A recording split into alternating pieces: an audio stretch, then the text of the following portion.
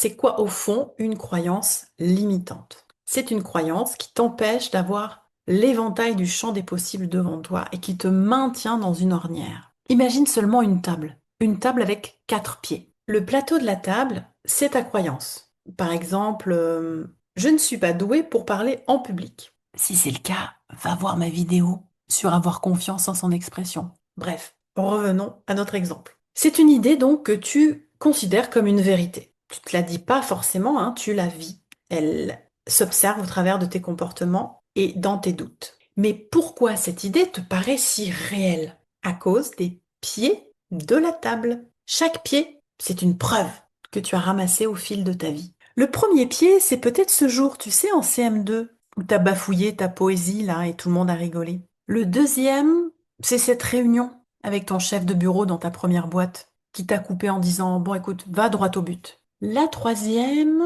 c'est la voix de ton père, qui disait, chez nous, on n'est pas des grands parleurs, on est des bosseurs. Et le quatrième pied, disons, que c'est la comparaison permanente que tu fais, toi, avec ce collègue David, qui a l'air si à l'aise avec les mots et à qui on donne toujours la responsabilité des présentations. Alors voilà, ta croyance, je ne suis pas fait pour parler en public, et ben du coup elle est solide. Mais en fait, c'est loin d'être une vérité absolue. Cette table, elle te paraît solide parce qu'elle est soutenue par des expériences, des interprétations de la parole des autres, que tu as acceptées sans remettre en question, et que tu as même interprété pour valider cette croyance. Alors du coup, cette croyance, elle agit comme un filtre, comme des lunettes, que tu chausses en chaque instant dès qu'il s'agit du sujet de la prise de parole en public, qui colorent ta réalité, te font voir des menaces là où il n'y en a en fait pas, et qui vont transformer le résultat de tes expériences pour bien valider que la table est solide.